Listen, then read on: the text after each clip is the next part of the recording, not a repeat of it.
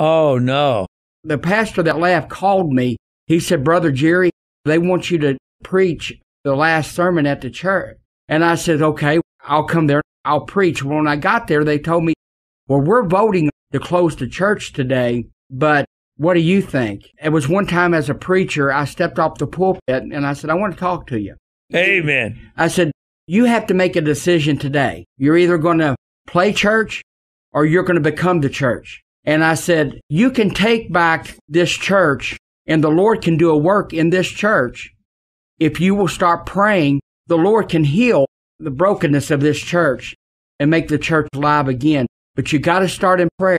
So they started a prayer meeting, Dr. Simon, and within a few months, I left and went on to work more in the church revival ministries. And I left, the church started a prayer meeting, and they called an interim pastor, then they called a pastor. Now the church is growing. People are getting saved and coming to know the Lord Jesus Christ. They called me and told me that the Lord has been impressing on their heart to take back their community for Christ. It was the very reason why Christ planted that church in 1926. Christ's calling on that church is still almost 100 years later on that church to take back their community for Christ. Have you seen these videos? No, I've never seen that video. Okay, well, I put them on the program before, but it's a video about the birth, miracles of Christ, the birth of Christ, the crucifixion, the resurrection, and then there is an invitation. All on this. I'd like to have a copy of that. That's yours. Okay, thank you. They're free. Can you believe that? There's a number on the back of it. It's written in different languages. It's written in Arabic and French and Spanish and Portuguese and Somali. I think they got it in over 100 languages if you ask for it. This, I think, is called the CAP Ministry, Christ for All People. And here's the 800 number.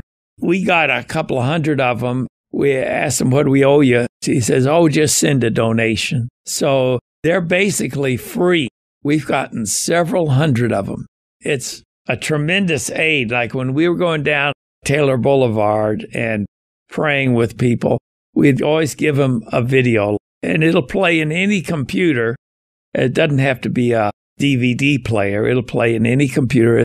It's really good. I really appreciate this. I think you're right. We had a video about the revival that Donald Trump's mother was in, the Urbadines revival. That's how they did it. They had two old ladies, and one was blind, and the other was crippled, had a scoliosis. They were praying, and they kept praying until revival hit. And then Donald Trump's mother, this was in Ireland, and she left and came over here and married Mr. Trump and had that thing. That is a tremendous video of that revival. See, what else we got to talk about is revival, and the key is prayer. Prayer is everything when it comes to revival. I'll give you another good example, if you can bear with me here. Have you ever heard of what was called in 1857 the Layman's Revival? Well, there was a businessman named Jeremiah Lamp here in New York City, and he felt like the Lord leading him to take his lunch break and pray. Oh, I've heard that. Yeah, I know what you mean. And out of that prayer meeting, he took a half hour a day and began to pray for revival in New York City. And before they knew it, New York City was shutting down for an hour every day to pray for revival in New York City. And in 1857, Jeremiah Lampier sparked out of a prayer meeting what we now know today as the Layman's Revival. Yeah, I remember reading about that. That's good. Well, let me just sneak in one other thing before we have to go. There's a movie called Unplanned. In that movie, there's a lady. She sees an abortion and she said, I'm getting out of here. So she leaves Planned Parenthood and goes out, and there's an organization out there called 40 Days for Life. And they're praying for the women that are going in there to have an abortion. And so she came out to talk with them because God pulled her out of that. They said, well, we sure are glad you came out. We were getting ready to give up. We didn't think our praying was doing any good. And she says, "What are you talking about?" She says, "As long as you're out here on the sidewalk praying," was it 70%? I believe it was 70% of the women that are scheduled for an abortion come and see you praying. They'll turn around. They will never go in that abortion clinic. That changed my way of thinking. In other words, what she's saying is prayer is powerful. Even when you think it's not doing any good, it's still changing things. So that's really something. So let me give you the number to call for that video about Jesus. And the number to call is 893-2444. And the other number is 895-5025. 895-5025. So either one of those numbers, hopefully there'll be somebody there. Brother Jerry, I really appreciate you being here and telling us about the revivals that are on their way. The next revival we have will be at Lee's Lane Baptist Church, September 1st through September 4th. I think I was out there the other day. That's good. Well, we're about out of time. We've covered a lot. Jesus movie and these voter guides and how to have revival and how God changed your way of thinking about a lot of things. We're going to have to call it off now, but God bless you and tune in again next week for the rest of the news. Hi, this is Frank Simon with the rest of the news, and we have 2 or 3 really important guests on the program. Over here, we have Vince Palazzo, and over here we have John Brewer, and back over here we have Cindy Marlowe. We're here to give you some follow-up on the transgender story hour that was, I guess, last Saturday. Yes, at the main library. Who wants to talk about what happened? You went inside. You got inside for a while, didn't you? I actually got inside, but I was shut out from the actual room that they conducted it in. I was made to wait outside. And tell them why you couldn't get inside. Well, they used the excuse that I didn't have a child with me. Under 12 years old? I believe under 12 years Right, old. because I had a friend there with her son who was 16, and they would not let them in the room because he was not under 12 years old. So they are purposefully targeting the impressionable kid. John, what happened when you tried to get in? The guards for the library said they don't want you in here. They specifically told me that You couldn't video or anything. it was only for someone with a child, and I didn't have any. I said, well, what about these other people that seem to be getting in? And they said, well, probably have press credentials. I had to sit outside. Then what happened with the police? Well, actually, what happened is I used the time to pray, of course, and while I could not see or hear what was going on inside the meeting room, when they actually let out, I was actually filming the entire time. And when they let out, that's when the library security approached me and told me that they did not want me to do that. To film. And I said, I'd like to speak with the Louisville police officers who were also there. I think there might have been 32 police officers. Probably. There was a bunch. And they affirmed the fact that I had the right to be there and I had the right to film it. The police said Yes, you they had did. a right to be there. Thank God for our police. Now, Vince, you took pictures on the outside. I was on the outside, which appeared to be more of a circus. And you can see the pictures on the Facebook at the AFA Facebook page. And I think it's on yours, Dr. Simon, as well. Get-ups that these people were wearing, dancing and singing. There's no way you can look at that and see grown men in these outfits and think that their mental capacity is 100% there. It is a mental delusion to want to be a grown man and dress up like a woman and put on all this makeup. So yes, it was very interesting to say the least. There is a video on YouTube and it's titled, "He Used to Be Trans, Here's What He Wants Everyone to Know." And there's a speaker at a Heritage Foundation meeting named Walt Heyer, Heyer, who is an author and public speaker who formerly identified and lived as transgender himself. He is the author of several books, and through his website, sexchangeregret.com. Hire raises public awareness about those who regret gender change and the tragic consequences suffered as a result. I listened to his video, which is 13 minutes long, approximately. He said, oh, yeah, I was transgender. When I was 4 years old, I was sexually abused by an uncle. Then the other thing happened, his grandmother put a dress on him and says, oh, you look so good in a dress. And they kind of promoted the transgender lifestyle to this young boy. He grew up now for 20 years or something. His eyes were open, and he realized this was not the way to go. He gradually got out of the transgender lifestyle, and he's written books, and he put up this website, sexchangeregret.com. And he says he gets calls from lots of transgender people saying that it's a very painful thing to be a transgender and they don't like it. He says 50% of the transgender people were sexually abused, both men and women, as children. I would think it would be higher than that, Dr. Simon. They're looking for happiness, and they think that when they transition to the opposite sex, that that's going to bring their happiness. It doesn't. Yeah. Christ is the only thing that's going to bring their happiness. They suppress the studies, but the studies are showing that once they transition, the depression level is still the same, even more so in a lot of cases, but they won't put those studies out there for the public to see. And the public schools, this is one thing that really bothers me. The public schools tax us to death and take the money, indoctrinate our children into transgender lifestyle. That doesn't sound right to me. Right, here's a story in a kindergarten in California. They were teaching about transgenderism to the kindergartners. That's terrible.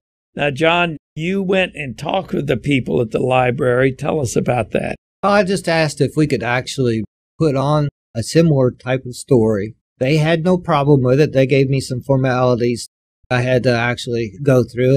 I followed that up today. It's Friday. Thought I missed something there for a minute. I'm losing my track of my days. But anyway, on Saturday, I'm supposed to meet and speak with the children's director. We'll take it from there. We'll fill out the forms we need to fill out, and it should be possible. It seems to me that the government and the public schools should not be promoting something without giving both sides of it. Does that make sense? It makes perfect sense. Unfortunately, they use the American Psychiatric. I knew it was something like that. And they use their backing to legitimize their position. Unfortunately, that was not always the case, but it is the case now. Well, they use the liberal ones, and the conservative ones, they silence ostracize. They censor. Yeah. We're in the process of trying to fill out the forms and get an application in so that we can have a balance, equal time. So that sounds very reasonable to me. In addition to them teaching transgenderism to the kindergartners in California, I found another article in North Carolina, in Durham, North Carolina, where they brought drag queens into the middle school to sing, talk, and perform for the middle schoolers in an anti-bullying campaign. They bully the students in an anti-bullying campaign. Well, they brought in these transgender women. The name of these women, the club that they normally perform at is called the House of Cox. And they brought these transgenders into these middle schoolers, and the names of these transgenders are outrageous. Obscene. It seems to me that the idea that we have to pay tax money to promote anti-God behavior is very, very wrong. Our mayor is calling for budget cuts everywhere. How many police officers were at the library on Saturday? There was probably 30. 30 plus police officers there to monitor this event. How much manpower and overtime. It's ridiculous. He wants to cut costs to fill potholes that damage your car, but he'll put all the money toward the transgender story time at the library. It's outrageous. It really is. I think What people also need to realize is that this story time, quote unquote, is something that is not just local to here. It is something that is a national movement that they are promoting. In Houston, they had 2 separate instances where the drag queens that were reading to the kids in the library were pedophiles or sexual offenders. 2 different instances in Houston that happened. I guess that's all part of it. Well, that was confirmed, and I know at least one of those was actually arrested. The other thing that comes to my mind, are they going to go back and do this again sometime or not? We hope not. I think at this point it's kind of an unknown. They felt like it was successful and they had a good turnout, that things went well. As far as I'm concerned, when you get men dressed up like women reading to children, that is not a success story. And subjecting young children to this is ridiculous. Especially at a public library. What they dress this up in, to follow up on the kind of way that they're calling this, cross-dressing, they dress it up as a diversity program, and they're open to diversity. I think we actually should challenge that. We do challenge that. Diversity to whom? We want to see some of that diversity as well. Well, they're not balanced. They're just showing one side, but they call it diversity. They only show one side of the issue. Dr. Simon, I believe that there are parents who want their children to know that this is not the right lifestyle. They would actually appreciate someone coming and speaking to them in terms that a child could understand, which lays the foundation for us possibly doing something there. Teaching the 10 Commandments, morals, and foundation. That's why our society has gone so far off the rails, because we took out the 10 Commandments. We've got so far away from godly principles that we took out prayer. We took out creation science. We took out any reference to God, really. Maybe we could ask any of the listeners that are interested in getting some balance into this controversy to give us a call at 895-5025. There'll probably just be an answering machine right this second, but there'll be a person manning the phone later. And just leave your name and phone number, and we'll try to get back in touch with you and try to organize the people that think that there should be some balance in this issue. I may step on some toes here, but I was highly disappointed in the low turnout from the Christians. There were many more people there supporting the gay, transgender, drag queen agenda than there were Christians that turned out. We probably had 30 or so altogether, where they probably had 50 to 60. But Christians, if you don't stand up and if we don't band together, they're going to take us over. We've got to take a stand, and we've got to get out there and do it to make a difference. Give us a call at 895-5025. 895-5025, and leave your name and phone number. We'll get back with you and let you know if this Bible Story Hour is coming. We try to get people to the Bible Story Hour, too, like they did. Wouldn't you say most of the people that came to the Cross-Dresser Story Hour were homosexuals? Homosexual families, liberal families. That was the good part for me, actually, filming who actually left. Although I didn't get to see who all went in from the very beginning, it didn't make for good video, but it did make for a good analysis of who actually was going to this event. I remember one lady had totally green hair, and she had 1 or 2 children, and she was going on, and of course the cross-dressers would all cheer. Celebrating the children coming and going. They were making a big deal about people bringing their children to this. And there was one handicapped child in particular that they really celebrated him being there. The fact that they would celebrate this whole thing is outrageous. It certainly is. We're going to apply to get a Bible Story Hour, and we'll notify our listeners when that is going to come up. Hopefully it will come up. Like you say, if we don't stand against the evil. I was just getting ready to say, how did we get to this point? How long is it taking us to get to this point where we have drag queens reading to children? Public library. Right. Everyone knows that I was in the homosexual lifestyle 25 years ago. And back then, that was unimaginable. But because Christians have sat on their hands for the last 20 years, this is now the norm. We've got to stand against it. We've got to fight it. They are recruiting. There's a Bible verse that's in Jude, the 3rd verse. It says, contend for the faith. God expects us to contend for the faith. The faith is under attack right now. If we don't contend for it, there's going to be more and more problems. I want to bring out something. I watch a lot of odd stuff off of YouTube, for instance. People who are constructing traps to catch fish or traps to catch snakes. The funny thing is, there's always an easy way in. The way back out is kind of sharp, it hurts or whatever, and that's what keeps the fish and the snakes and the whatever in. You hit the nail on the head. The way into the lifestyle is wide open, and especially even today, and the way out is so difficult. It's such a long road and a struggle to get away from it and to get out of it, but by the grace of God. God is good. This story by Walt Heyer is an author, and he was in the transgender lifestyle, and he says it's painful to be in it and then painful to try to get out of it. There are a lot of ministries that minister to gays, lesbians, transgender. There's one locally, a good buddy of mine runs, called Abba's Delight. So there's help out there, and there's resources. Only but for the grace of God, all of us would be in sin. Trouble. We're not sin-free. We're just saved and forgiven. How do you spell Abba's Delight? I don't know. Yeah, I'm not a good speller. You don't want to ask me. ABBA''s.com, Abba's Delight. So that's 2 words. Then DELIGHT.com.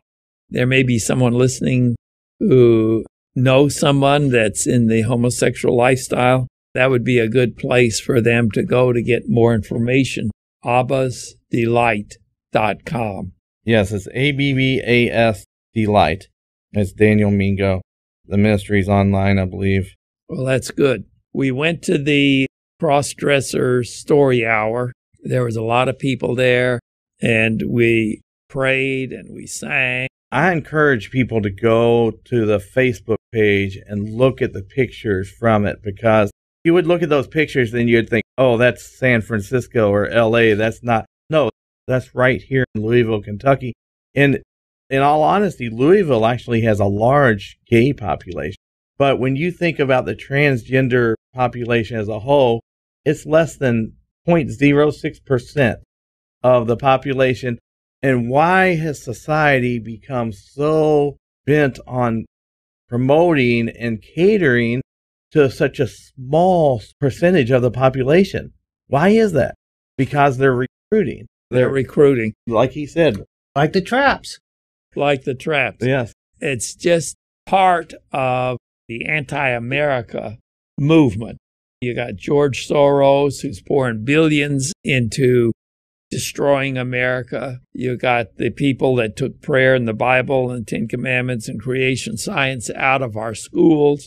People that want more and more drugs to come across the southern border. There are a lot of people in a lot of different ways that are against America. So this is just another example of people that are against America. Khrushchev was on United Nations and said, oh, we're going to destroy America without firing a shot.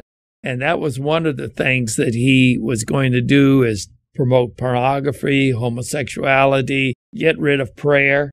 That was on his list of things to do to try to get rid of America. Well, and I mentioned this the other day, audio clip of Paul Harvey from 1963 or 65. And he said, if I were the devil, I would promote divorce, I would promote promiscuity. And everything he lists off is what's happening today. It's taking over our nation.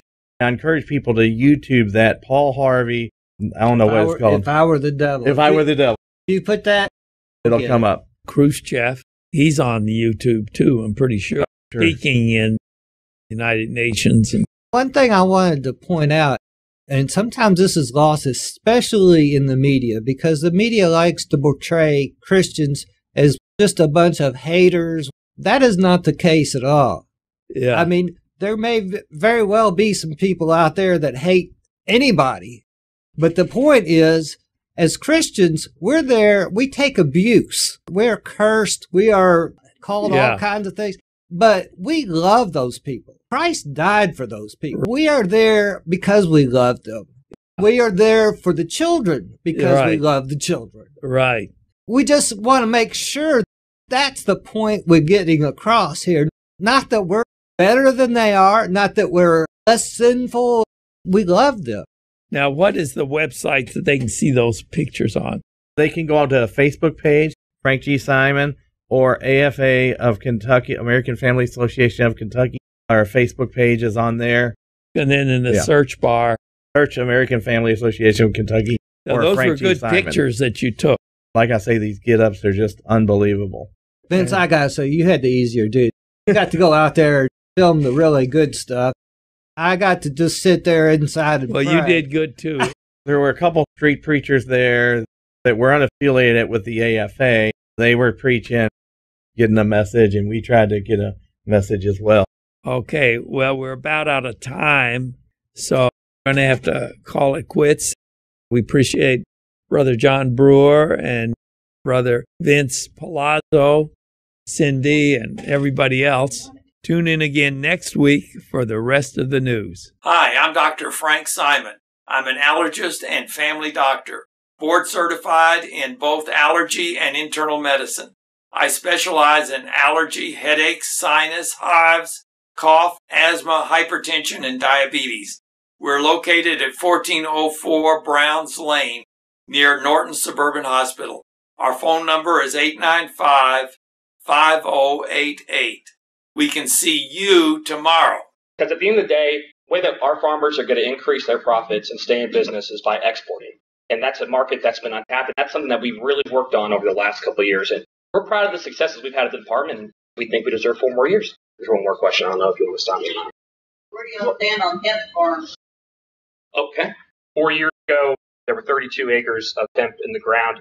Last year, there were over 6,000 grown. This coming year, we've approved over 56,000 acres, not only for fiber and seed, but CBD as well. Hemp is a new, exciting, innovative crop. We are extremely proud of the work that we've done with Leader McConnell, Senator Paul, and our congressional delegation to get it legalized for the first time ever. Hemp is not marijuana, and there's some confusion about that, but we think that hemp is a crop that for the first time in a generation, we're going to see a crop that goes from zero to its maximum potential in our lifetime. And so we're very supportive of the hemp industry. We're very supportive of hemp farmers, big and small, hemp companies, big and small. We're excited to see where this crop takes us because I think it's something that everywhere I go, I get asked about industrial hemp, and I love talking about it. And I think it's something that excites not only your average consumer, but young farmers as well.